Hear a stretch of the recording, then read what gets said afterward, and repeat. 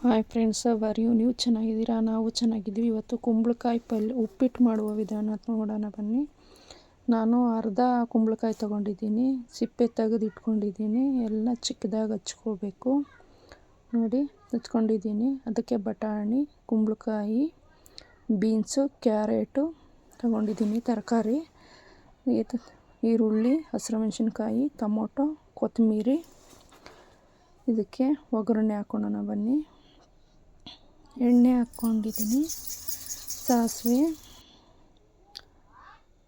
ಮೆಣಸಿನ್ಕಾಯಿ, ಹಸಿರು ಮೆಣಸಿನ್ಕಾಯಿ ಹಾಕ್ಕೊಳ್ಳಿ ನೀವು. ನನಗೆ ಬೇಡ, ನಾವು ಹಸಿರು ಮೆಣಸಿನ್ಕಾಯಿ ತಿನ್ನಲ್ಲ ಅಂತ ಹೇಳಿ ಇದು ಹಾಕ್ಕೊಂಡಿದ್ದೀನಿ. ಚೆನ್ನಾಗಿ ಟೇಸ್ಟ್ ಬರ್ತದೆ.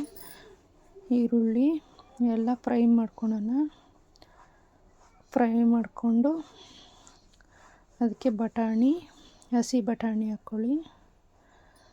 ಬಟಾಣಿ, ತರಕಾರಿ, ಬೀನ್ಸು, ಕ್ಯಾರೆಟು,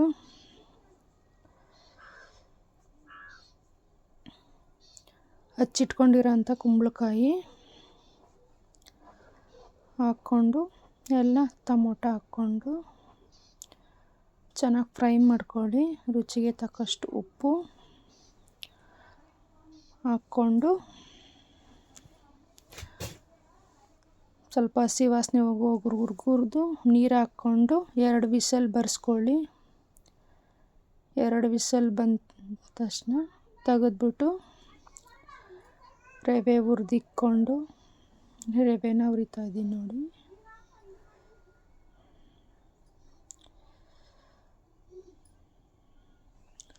ರವೆನ ಹುರಿದ್ಬಿಟ್ಟು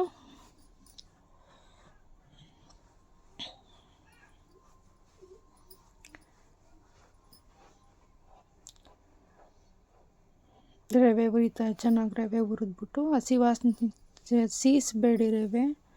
ನೋಡಿ ನೀರು ಕುದೀತಾ ಇರೋ ನೀರಿಗೆ ತರಕಾರಿ ಎಲ್ಲ ಬೆಂದಿರೋ ಅಂಥದಕ್ಕೆ ರವೆ ಹಾಕ್ಬಿಟ್ಟು, ರವೆ ಜಾಸ್ತಿ ಗಟ್ಟಿ ಹಾಕಬೇಡ್ರಿ, ಸ್ವಲ್ಪ ಜಾಸ್ತಿ ನೀರಾಗೂ ಹಾಕಬೇಡಿ, ಮೀಡಿಯಮಾಗಿ ಹಾಕ್ಕೊಳ್ಳಿ, ಚೆನ್ನಾಗಿರ್ತದೆ. ಜಾಸ್ತಿ ಗಟ್ಟಿ ಆದರೆ ಚೆನ್ನಾಗಿರಲ್ಲ ಟೇಸ್ಟು. ಸ್ವಲ್ಪ ಹಾಕ್ಕೊಂಡು ನೋಡಿ, ಚೆನ್ನಾಗಿ ಕುದಿ ಬರಬೇಕಾದ್ರೆ ಈ ಮೀಡಿಯಮ್ ಆಗಿರಬೇಕು. ಜಾಸ್ತಿ ನೀರಾದ್ರೂ ಚೆನ್ನಾಗಿರಲ್ಲ. ಸ್ವಲ್ಪ ಲೋ ಫ್ಲೇಮಲ್ಲಿ ಬಾಡಿಸ್ಕೊಂಡ್ರೆ ನೋಡಿ ರುಚಿಯಾದ ಕುಂಬಳಕಾಯಿ ಉಪ್ಪಿಟ್ಟು ರೆಡಿ.